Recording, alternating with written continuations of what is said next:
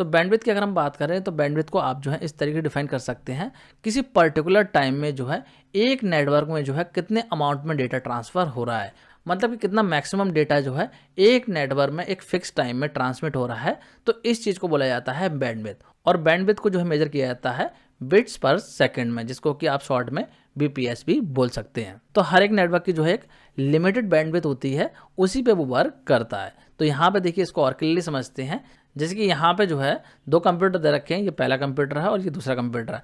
तो इन दोनों कंप्यूटर के बीच में मान लीजिए केबल को कनेक्ट करके नेटवर्क को फॉर्म किया गया है, और ये जो केबल लगी हुई है यहाँ पे जो नेटवर्क फॉर्म हो रहा है, तो इस केबल की जो मैक्सिमम लिमिटेड डेटा ट्रांसफर करने की वो है 10 Mbps, मतलब कि एक बार में मैक्सिमम 10 MB ही जो है यहाँ पे ट्रांसमिट हो सकते हैं। तो ये क्या हो जाएगी, इसकी बैंडविड्थ हो जाएगी। इससे ऊपर का डेटा इसमें नहीं जा सकता। मैक्सिमम जो इसकी लिमिट है वो क्या है, 10 Mbps है। तो इसी चीज़ को बोला जाएगा बैंडविड्थ। जो डेटा ट्रांसमिशन की मैक्सिमम लिमिट है उसी को बोला जाता है बैंडविड्थ। इसी तरीके से मान लीजिए एक नेटवर्क है जिसकी बैंडविड्थ जो है 100 Mbps है, तो इसका मतलब ये हुआ कि इस नेटवर्क में 100 Mbps से ज़्यादा डेटा ट्रांसफर नहीं हो सकता। जो मैक्सिमम लिमिट है इस नेटवर्क के अंदर वो है 100 Mbps। तो इस नेटवर्क की जो बैंडविड्थ हो जाएगी वो क्या हो जाएगी, 100 Mbps। अगर आपसे पूछ लिया है कि आपके नेटवर्क की बैंडविड्थ क्या है, तो जो मैक्सिमम डेटा जो है आपके नेटवर्क में शेयर किया जा सकता है वही हो जाएगी आपकी बैंडविड्थ। मुझे लग रहा है आप लोग को समझ में आ गया होगा कि बैंडविड्थ क्या होती है।